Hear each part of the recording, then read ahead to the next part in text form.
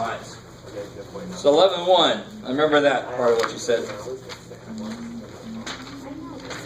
What was the first one again? What was the first one? 27. Oh. 11.1. All right. So the mistake people make on this problem. This is the one about the reduced fat milk. I think. Yes. Yes. So normal whole milk contains 8 grams of fat. Fat's not their killer. Sugar's the killer. Reduced fat milk contains 41.25% less than that. So the mistake people are making, and this is a step you need. So if it contains 41.25% less in reduced fat milk, what do you need to do to figure out how much fat there is in reduced fat milk? Okay, that's a good first step. You take 41.25%, so make it into a decimal of 8.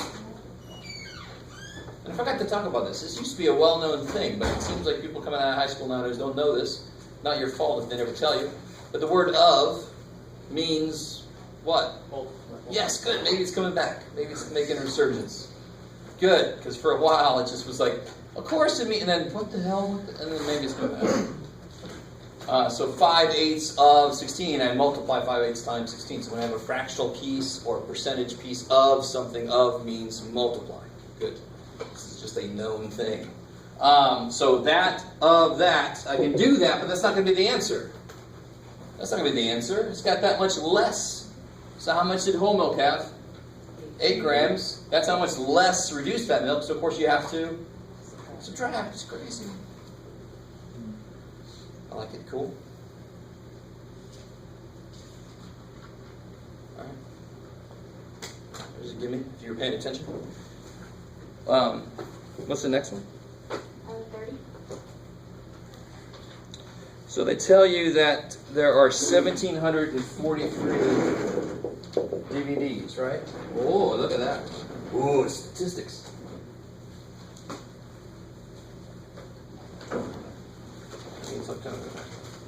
Battery is 180 minutes. Okay. There's 1,743 DVDs. Question 30 asks you how many romance DVDs are there and what percentage of the DVDs are romance? Catherine, what percentage are romance?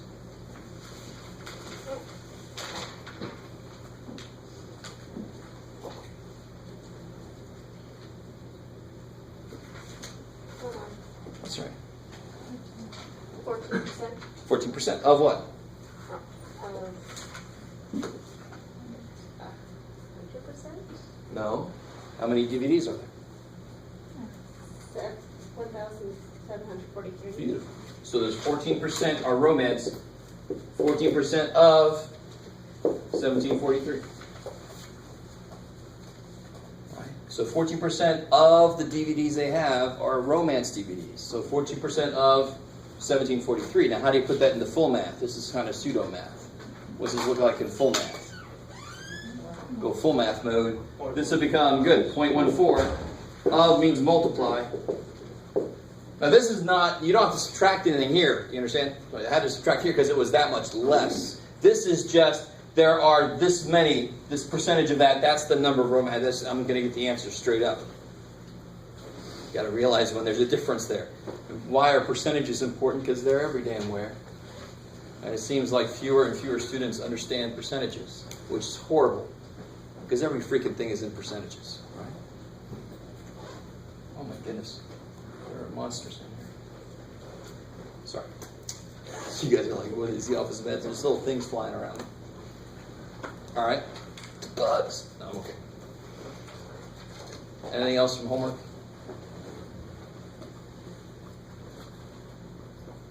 No, that's it though, you just do it. Well, yeah.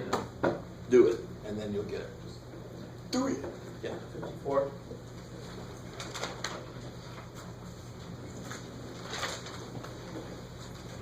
Oh, good. Okay. So here's the neat thing about percentage. Let me go off on a little tangent real quick. If I said what is 11% of 1,300, that one's an easy question, right? What would you do to answer that question? Sig? Good. So 0.11 times 1,300, right? Whatever the hell that is. Cool. What is that? 146. Well, that can't be 146, Jeff. Something. I don't know what the hell it is. Who is it? 143. 143. Now, some of you guys, I don't know how you've learned to do this, and some of you have learned very weird-ass ways to do this. And again, not your fault. It's the way you're taught. But if I said, like, 18 is 38% of what? How would you solve it?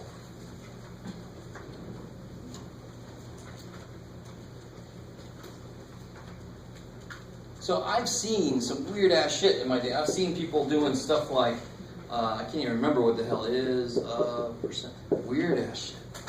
All right, some of you guys know is over of. Even that to me is weird-ass shit, to be honest. Watch, this is almost math. This is almost math. This is one place where algebra is the best way to do this. If you want to do the is over of way, I'm not saying you can't, because that's still math. It's beautiful.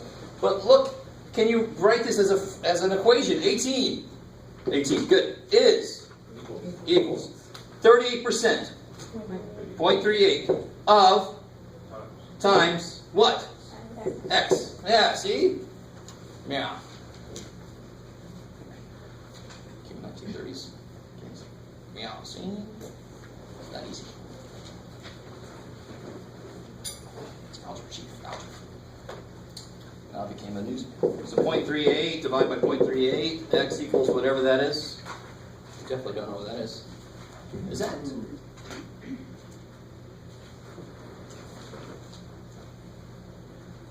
Over 19, so that's 50, 49. 47.3. All right, see, it's pretty close. Blah, blah, blah. Okay. It's got one skill left to show off. So finally, whoever asked the question, you're sitting there very patiently. Can you get to my question? I understand. So the question is, can you word the question they ask you in this format? The Gordon Installer Charter Fishing Boat Company, right? Everybody knows that one, has recently increased the number of crew members by 25%. So they increased the number of crew members by 25%, or 40 people. No, I'm sorry, not 40. Yeah, Jeff, give the answer. Or 10 people. What was the original number of crew members? 40, yes. But why? Can you word this? So they increased the number of crew members by 25%, or 10. So those are the same. So what is it that I don't know? Or how can... Well, the equation would be 25% of n equals 10. All right, good. Because the way to word this is 25% of what? Because we don't know what it was of. It's increased by 25%. Well, what was it? I don't know. But I know it went up by 10. So 25% of what is 10? If you can word the question in this format, it goes right into an equation. It goes right into an algebraic equation. So again, this is just like that one almost, except it's just a little twisted around. So 0.25, 25% of what? Times x or n, I love n, beautiful, is 10. And then, bam, you just go to 10. And that's how you get to 40. Cool, I like it. I like it. All right, anything else? We almost got through all the homework there.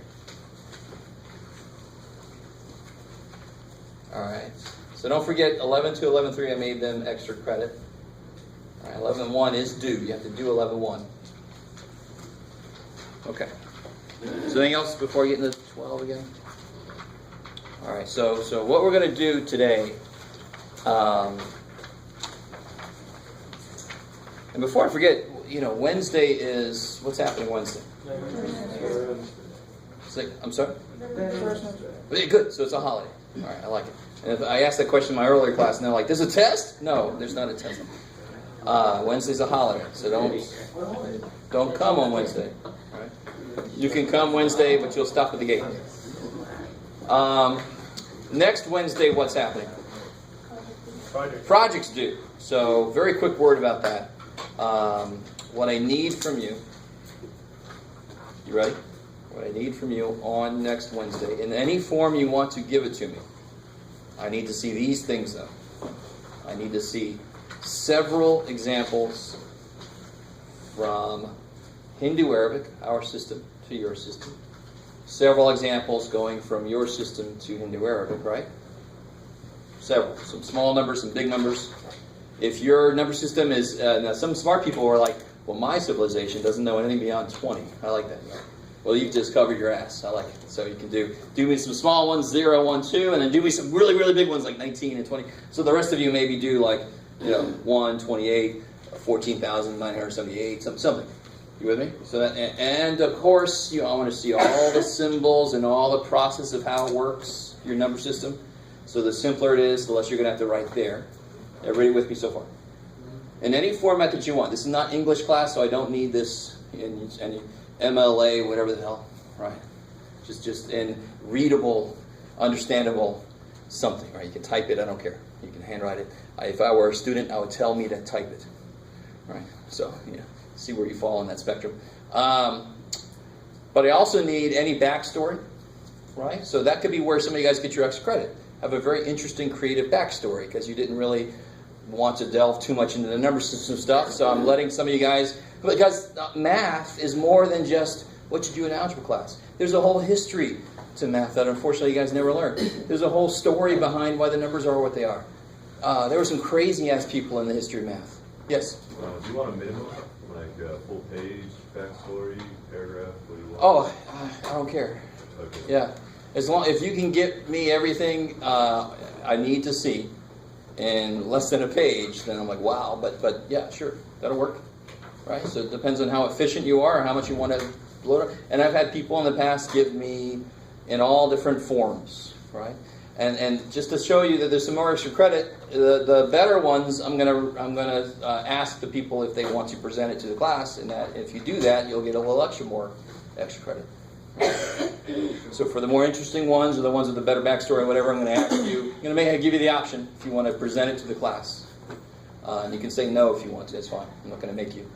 That'll be evil. Your reward for doing such a good job is for me to put you up here in front of everybody. Oh, thanks, Jeff. That's really great. So if you want to, okay, everybody with me. Does everybody understand what's due on next Wednesday? I'm purposefully leaving it very open because you can put it together however you want to. As long as I can make sense of it, I'm okay. All right. So coming back to this, I do want to try. How many? I think a few more people. 2, 4, 6, 8, 10, 12, 14, 18, 20, 22, 24, 26, 31. Okay, we might have enough people. Around 30 is necessary to have a really good shot of this. A good shot of what, Jeff? I don't know. Everybody take out a blank piece of paper. I'm going to do it with you. Let's see. Do I have a guess?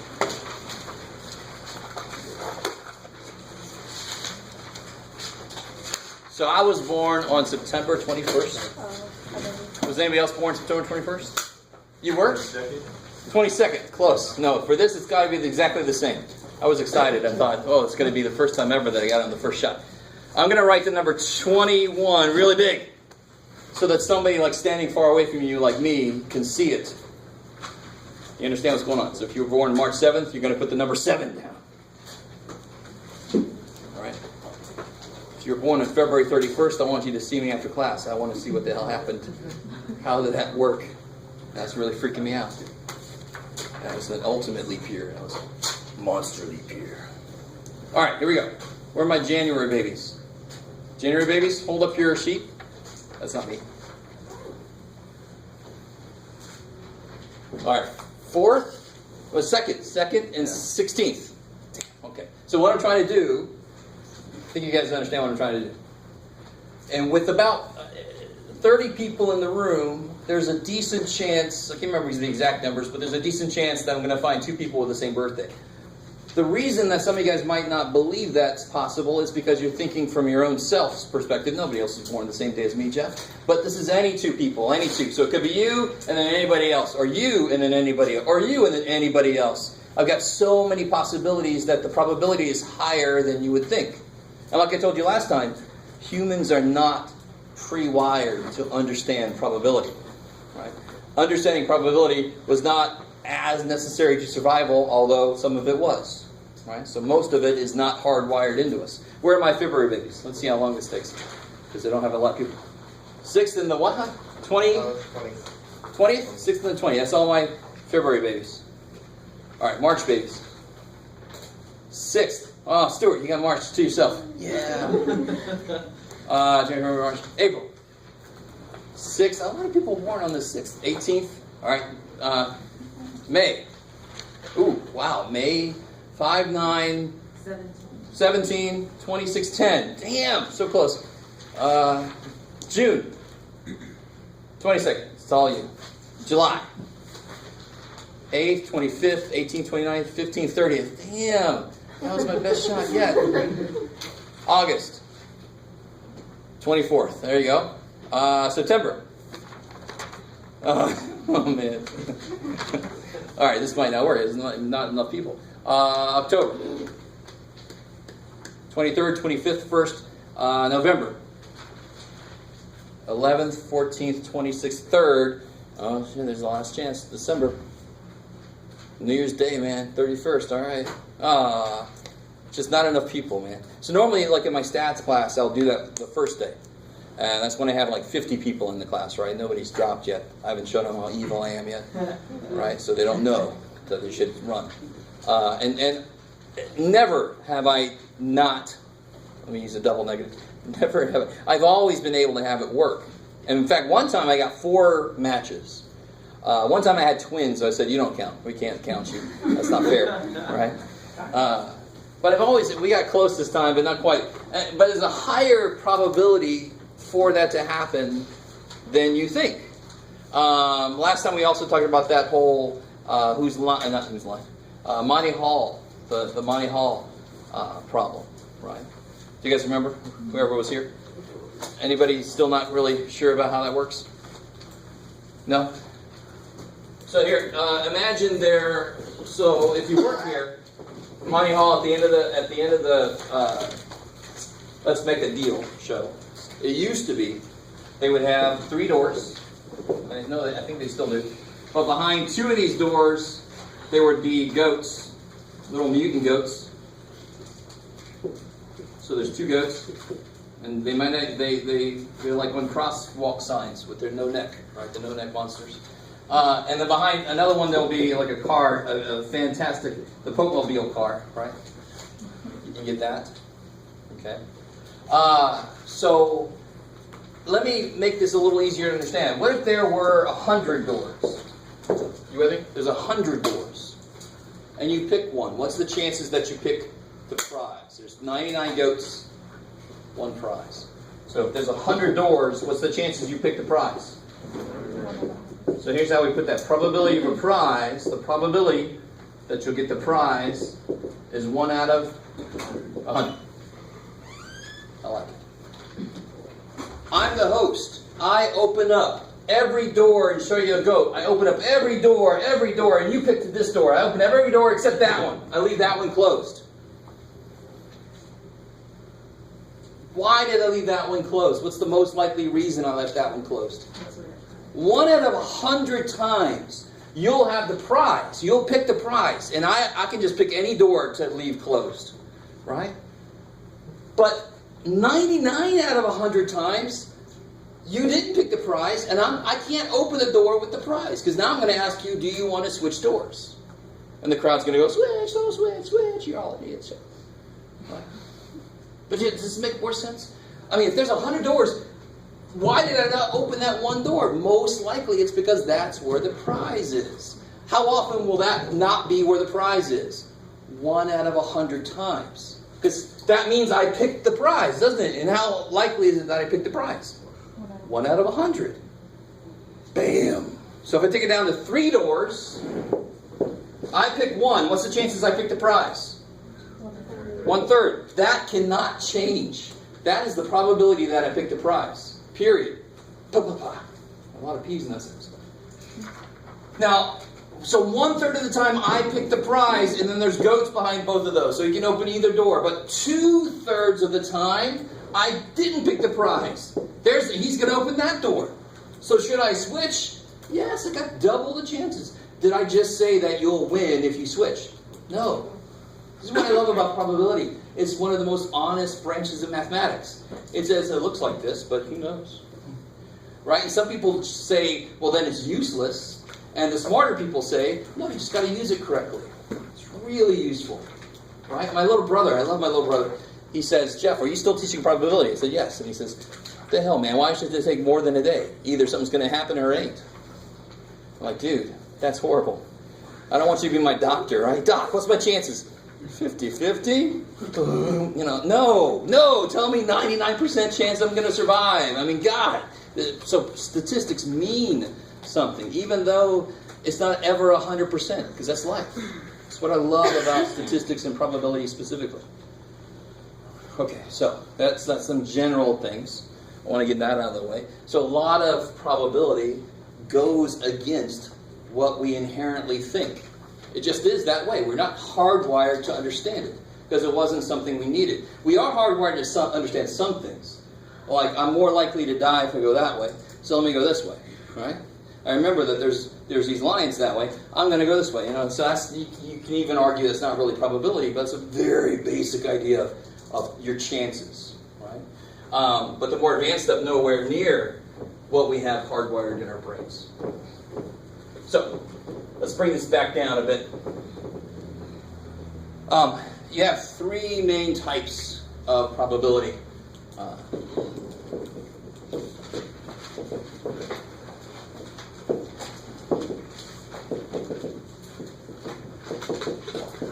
First one's called empirical. So anytime you see the word empirical, it means based on observations.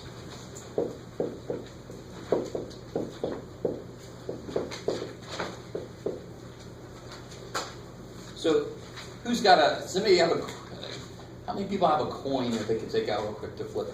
Anybody have a coin they can take out? You don't have to give it to me. You're all like, you have a $50 bill? I'm going to show you this little trick.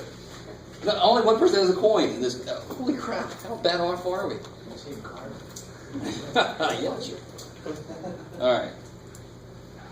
You got a coin? I have a bigger one. All right. That one instead. Anybody else have a coin? Everybody's got a coin, flip it 3 times. And just record what you get. Right? Everybody's got a coin, flip it 3 times. I can't flip the coin. You flip it. Dude, you can't flip a coin either. You lost my penny. You lost. I didn't mean to create drama. You owe me a penny. You lost my penny. It disappeared. There you go. You just quintupled your loss. All right. Where am I at? Oh, so who flipped? You flipped? What'd you get? I got tails, heads, and tails again. Tails, head, tails. Who else flipped? You sort of flipped. I got 2 heads and the rest not. Who else flipped? Anybody else flipped? Yes. I got tails, heads, tails. Tails, heads, tails. 11. Okay. Anybody else? Set. Okay. All right. So let's see. 1, 2, 3, 4, 5, 6 heads, and 1, 2, 3, 4, 5, 6 tails. That's awesome. Now that didn't have to happen, right? It just happened to happen. So in this case, my observations match with what I would predict. So the second kind of probability is theoretical. If I ask you, without flipping a coin, even if you don't have a coin, you can tell me what the probability of getting a heads is. What would that be? What's the probability of getting a head? 50%. Why? Because how many total things could happen? 2. So on the bottom, you always put the total number of things that could happen. On the top, you put the number of things that match what you're looking for. So in this case, I'm looking for a head. So that's 1 out of 2 sides, 50% chance. And what's the empirical probability? Well, out of 12 observations, I saw 6 heads. So it actually came out to be the same. Now, it didn't have to come out to be the same at all, did it? Hell no. In fact, if I just look at what I did, look what I did. I got 2 heads out of 3. So my own personal empirical probability of getting ahead was 2/3. Let me stop there for a second. How we doing? You're okay? No? Yes? Okay. All right. So very often in statistics, we're trying to determine what the actual probability of something is. And the best we can do is make observations. The less observations I make, the less certain I am about what I see. Right? So that's kind of, this is interesting. You're going to like this. And this is not, I know you all think I'm the goofiest person in the world, but this is the name of it. I didn't make this up. What connects these two is what's called the law of large numbers. I love that. I can just imagine that conversation. All right. What are we going to call this thing? It's called the law of large numbers. So what this means is, it's kind of like the law of averages. If you do something enough, it should match up with what you expect. Does that so if I flipped a coin 6 times and only got 1 head, would I freak out? Would I freak out? Are you guys with me? Some of you guys are looking my direction, but I'm not sure.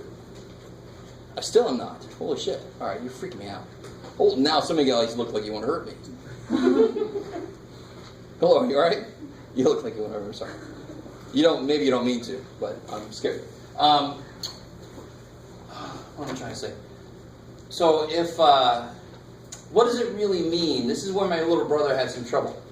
If I say there's a 50% chance that when I flip a coin, I'll get a tail, his problem was, well, that doesn't make any damn, I'm going to get something. In fact, he kind of liked the 50-50 thing, but still, 50% doesn't mean a damn thing for a single flip of a coin. So what the hell does it mean then when we say the probability of getting ahead is 50%? What does that really mean? That means if I flip a coin a lot, I expect it to come out to be about half heads. That's what it really means. That's why it's called the law of large numbers. So for low numbers, the percentages could be almost anything.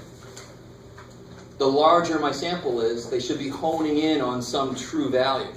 So anybody at all interested in politics at all? You watch any election results stuff, or you just not quite old enough for that stuff yet? Is anybody going to vote for the first time here soon? All right, you should start to get interested, right? I don't know where you are in the political spectrum, but just the more people that come out, the better. So what I was trying to say was, very often you'll see on CNN or MSNBC or Fox or whatever weird-ass stuff you want to watch, you'll see them looking at the elections coming in. Before they're finished counting the votes, they'll say, oh yeah, this guy won. You're like, wait a minute, you're not even done counting the votes. It's because it's such a large number of votes they've already counted that the little trickle that's left to count shouldn't really sway it one way or the other. Unless they were all for this one guy, and it's very unlikely. So back in like 2000, this is getting to the point where some of you guys are like 4, right? Or 3, or almost, or everybody was born by the year 2000, right? You missed out on the hanging chads and all kind of amazing stuff. It was an amazing time to be alive. But back then, they of course called the election a little too soon in some states. So they've learned since then to not do that. But that's what they were basing it on, was the law of large numbers. If they get large enough, it should be honing in on some specific true value, and then anything else I put in there shouldn't really affect it that much. But in the early goings, who knows? If I ask 2 dentists, do you think I should have this gum that half of them could say so, but maybe you should talk to 4 of them, and then 3 of them will say yes, or whatever. And a 3rd and 4th dentist, who knows? All right, maybe. And that's not a big enough sample, but you guys are getting there with me. All right. So we have empirical. That's what you actually see happening. We have theoretical. That's based on what could happen. All right. So you don't actually even have to have a coin. You can think it's 50% chance to get ahead. So if I did flip a coin, if I flipped the coin 1,000 times, right? Number one, what have I done with my life to get to this point, right? But secondly, if I get 103 heads out of 1,000 flips, would that freak me out? What's the empirical probability? What's the probability that I get ahead then from what I've seen? No, come on. How many total chances were there to get ahead? How many total things happened? 1,000. So out of 1,000 flips, how many were heads? 103. I don't know if you guys can see it. That would be 10.3% chance. And what should it be when I'm getting up to 1,000? That's kind of large. It should be getting close to 50%. You guys understand? So this looks to me like this coin is weighted. Right? Maybe they're going to use it in the Super Bowl. I don't know. I don't know if you guys kind of see what I'm saying. So this is where we start to get into, like statistics is really good at testing claims. Somebody claims that somebody else has a weighted coin that they're using to do something, and I test it, and sure enough, that's evidence that it is, because that's way far away from 50%, and that's where it should be. Right? Whereas if I only flip it 6 times and I get 6 heads, is that good evidence of anything? That's 100% heads. It's supposed to be 50%, but you only flipped it 6 times. Right? The law says large numbers. You got to do it a lot in order for these to agree. I don't know. You guys semi with me here. A lot of what I'm saying is stuff you kind of already know about probability, but you just haven't heard it put this way. Okay. So here's something. Let me throw this up here. Let's work with this a little bit. So now I'm going to do stuff a little bit out of order. 12.1 is empirical probability. 12.2 is theoretical probability. And 12.3 we're going to leave for later because that's odds. So I'm not going to teach you how to win at the races, because if that was true, then I would have done that myself. And I haven't done that. But we'll talk about odds. So right now, here's what I want to do. I want to show you some data from you guys. And this is interesting because I just recently started doing this kind of thing. And this is just, I just collected this earlier today. So I asked you how long ago it was since you took your last math course.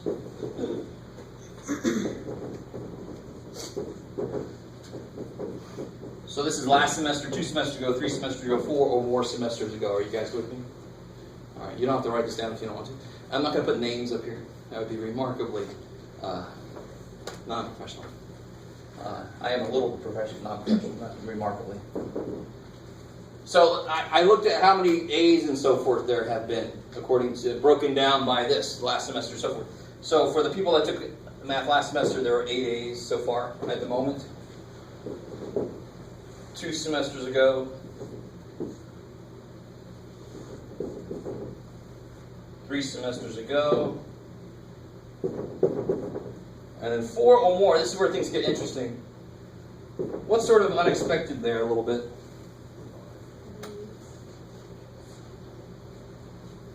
Where are we at? What was unexpected here? What do you think was unexpected? What do you think I would think going in would happen? Not perfectly, but it would sort of lean that direction. What do you think should happen here, theoretically? The people who took it last semester would have better grades. Yeah, you would think the people who took it last semester would have higher grades, because it's fresh in their brain, whatever math they took. You guys with me so far? That would be my claim going into this. So what's weird then, what really, really sticks out immediately as being a little strange? Which number up there sticks out as being strange? 4 D's. 4 D's. Well, a little bit, yeah, but this is just one thing.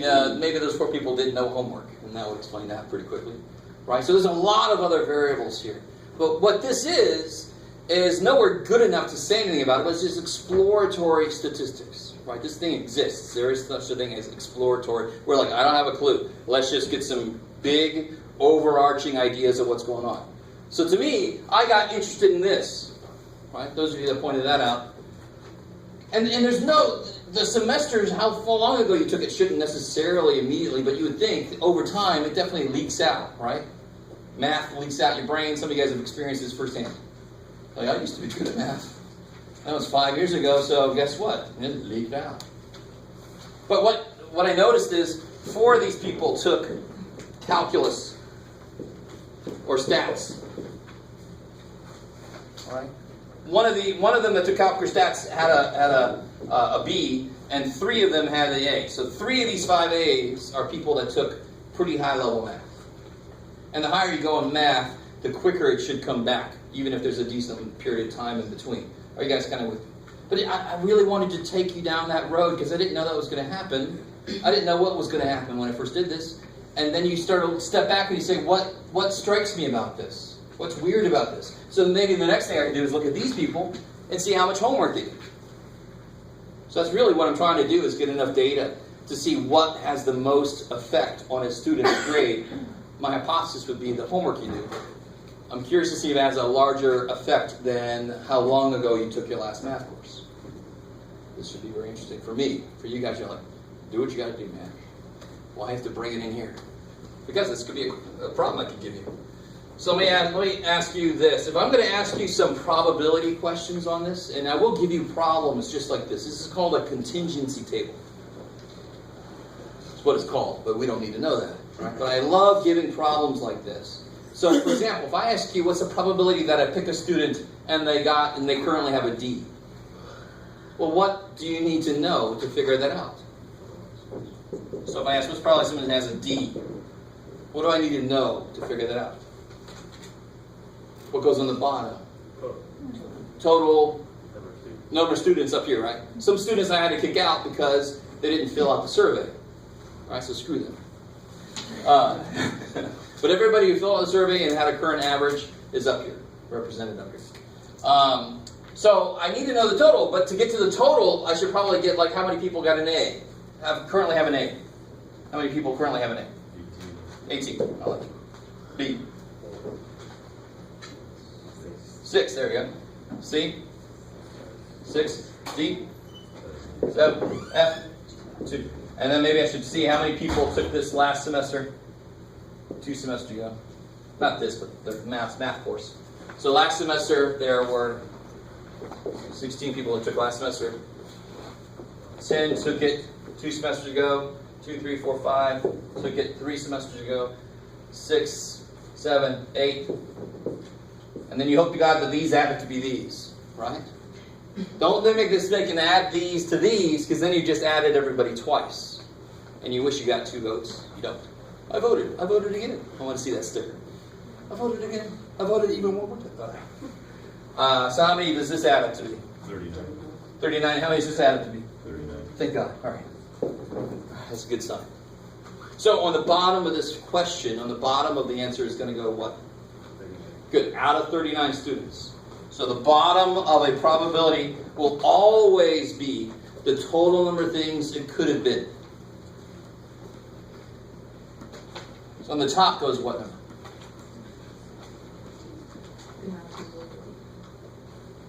Yep. And how many is that? 7.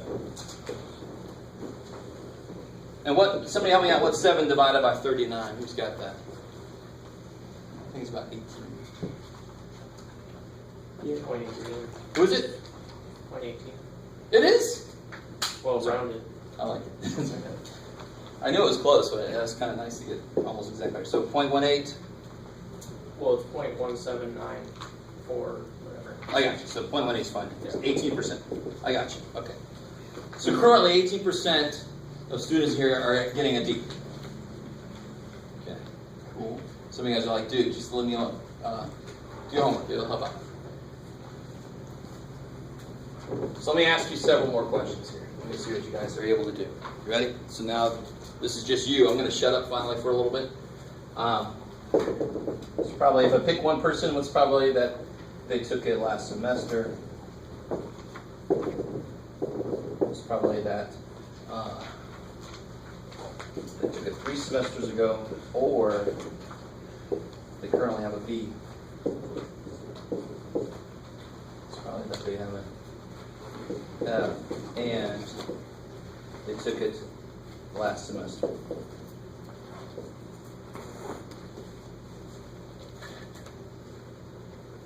I'm combining a few different types of probabilities here, but I just want to see if you guys can reason out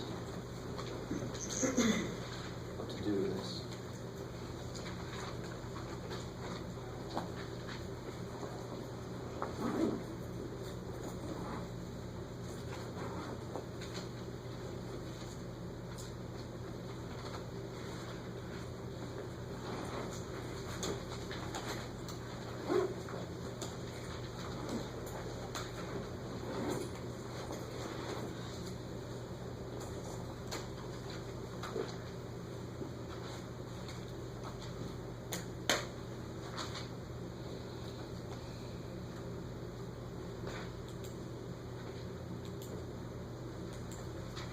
So the first question should be pretty straightforward. The second two, the last two there are a little more interesting. So what do you think you do with, what's this one here? Probability that I picked somebody who took their math last semester. 16. Divided by 39. Good. So your answer, so what's true about a probability? It can never be more than, 100% or 1 as a decimal, right? And it can't be less than, what's the smallest the probability can be? If something's not going to happen, it's a probability of 0. So if it's negative, I'm like, what the hell does that mean? It's so not going to happen, it's going to make it not happen over there. What does that mean? And more than 100% is nice for a mental, give it more than 100%. But as far as math is concerned, you can't do that. You can only give it all. She's got it. It's got it. Right. So what is 16 out of 39? 41%. Who did what? 41%. 41%? Okay. Roughly. How about number 3? The 3 or B? Who figured that out what to do with it? Or 11. so what's going to definitely go on the bottom?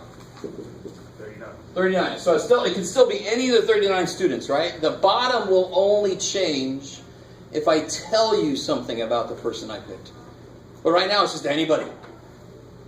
How many have took it 3 semesters ago? 5 people took it 3 semesters ago. How many people took it, has a B currently? 6. So that's why you might think that you're supposed to put 11 on the top. Because on the top goes, and Charles goes, oh, the way he said it, I did something wrong.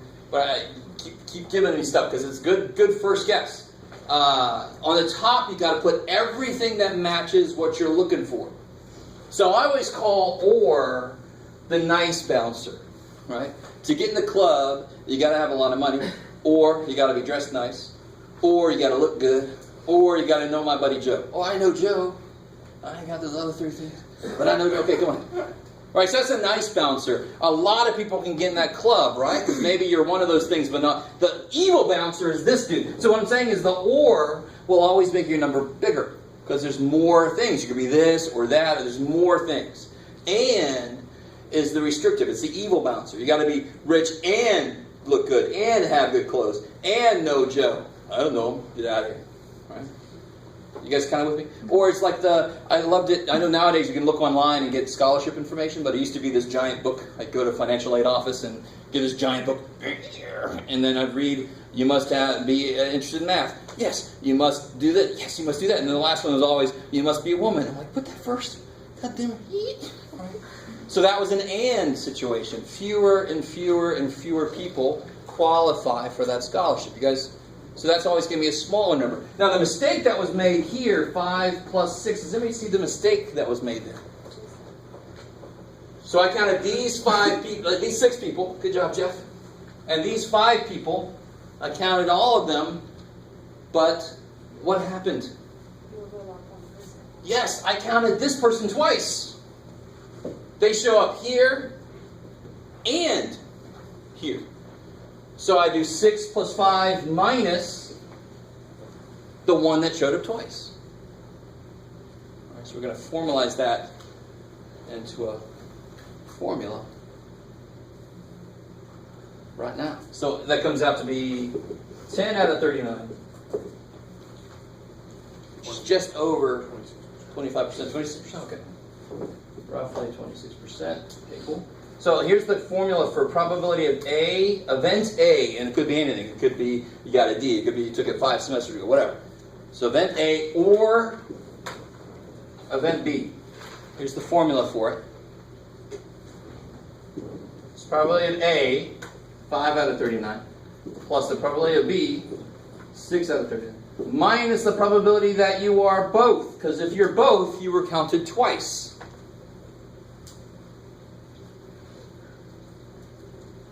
Does that make sense? Let that just make sense.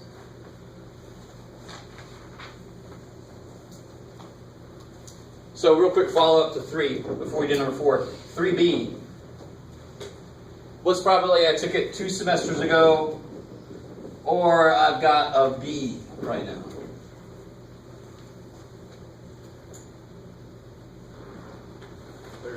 Beautiful. So 2 semesters ago would be 10 people. B would be 6 people minus 3. So 16 minus 3, 13. Bam. Right? 10 plus 6 minus 3 over 39. 13 over 39, which I can do that. Beautiful. So 33.3%. How are we doing so far? So to be completely honest, we are sort of doing a little bit of section 12.6. Don't freak out. Oh my God! It's all the same thing. Watch. I really want you to understand how probabilities never change. Why was the bottom 39? Because there's 39 things that could have happened, right? Because I'm picking from all these people. Why was the top here 10? Because that is everybody that matches what I'm looking for. So the formulas are the way they are to always adhere to what I just said. Probabilities always have to be that.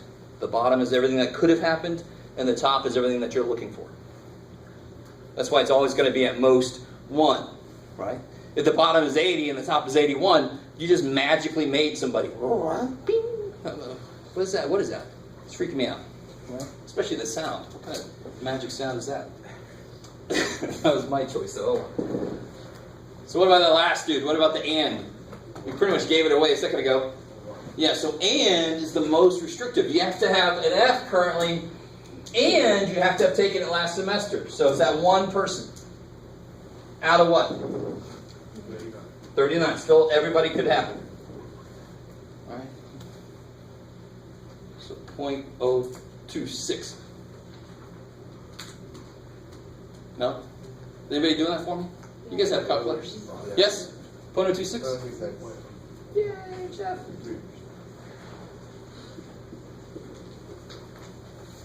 Jeff can divide. Yay, yay. All right, good. All right. So here's the last thing we'll do today, and then we'll head out. Oh, really nice and early, so you guys should be happy.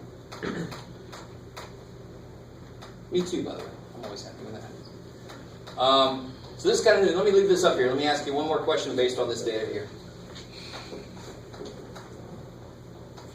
So everybody got this here?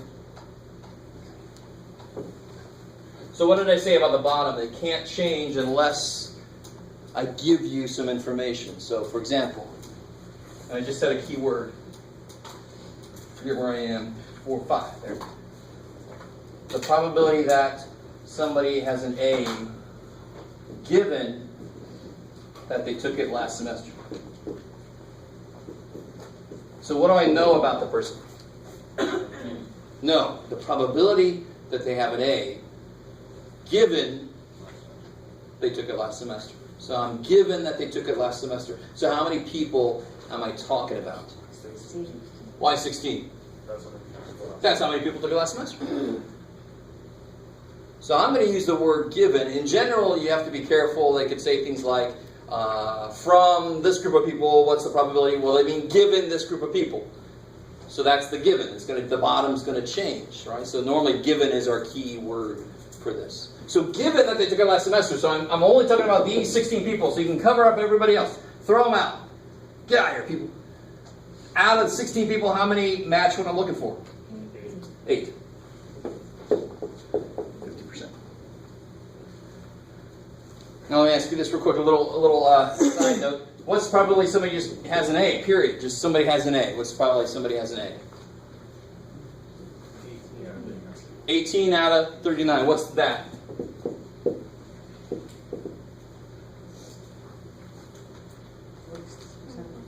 Who do I? 46%. 46%, roughly? Okay. 40 who do? Yep. Sorry. Now, do you see how, did it have an effect? Knowing the person took their last math course last semester, did it change the probability that they have an A? What's probably somebody has an A, just period, not knowing a damn thing about them? If I tell you the person took the last math course last semester, did the probability that they have an A change? Yes, it went up a little tiny bit. So I would say that's not a very large effect. Do you guys see what I'm saying? So in exploratory statistics, I could start looking at what has the largest effect. And this is one of the most basic ways to do that. Look at the probability of something by itself versus the probability of that thing given the other thing. I can see how large of an effect they have on each other. How are we doing so far?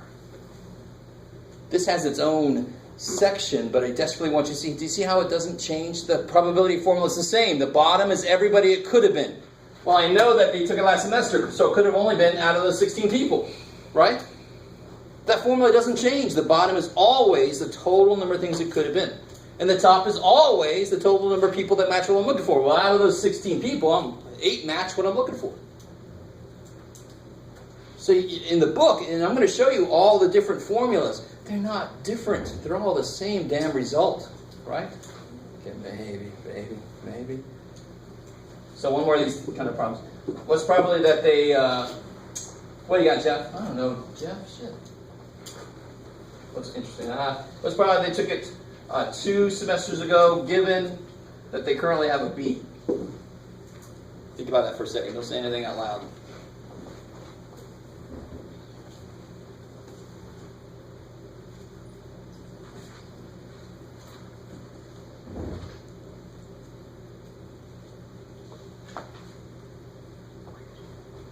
Okay, so now say something else. What's going to go on the bottom? Yeah, why?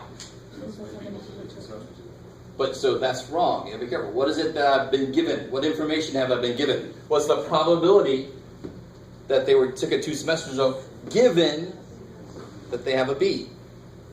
3 over 10. You guys see that? So read this. This is the probability that they took it 2. So do I know they took it 2 semesters ago? No. The question is saying, what's the probability that they took it 2 semesters ago, given that they have a B? So I'm given this. So the second piece of that statement is what makes the bottom, right? So out of those 6 people that have a B, because that's what I know happened. Just like here, why was that 16? Because that's how many people took it last semester, right? Same idea. And on the top goes, of course, I think somebody already said it. Out of those 6 people, how many had 2 semesters ago? 3. So that's a nice easy one. 50%. And again, what's probably just in general, if somebody took it 2 semesters ago, is just in general, not knowing a damn thing about them. 2 semesters ago, what's probably they took it 2 semesters ago? 10 out of 39. Because I don't know anything about them in that question. So that 26%. I think we had that one earlier. Right? So did that have an effect? Knowing that they have a B currently, did it change the probability that they took the last course 2 semesters ago? Yes. Is that really enlightening? I don't know. I just want to give you a feel. This is not enough data to make any statements, really. This is nowhere near enough data. Right? They said 3 out of 4 dentists say to use this. You know, like, how many dentists do you talk to? And they say 4. You're like, screw you, wait. Do a little more research and come back. Get out of here. Talk to 4 dentists. Right? They're all your friends. What do you think? Yeah, what do you think? Yeah. The last guy said, you owe me $5. I say, no, shit. No, get more dentists. Not just people, you know, yes. I love the look on some of your faces. All right, so what we just did, we actually just did even more.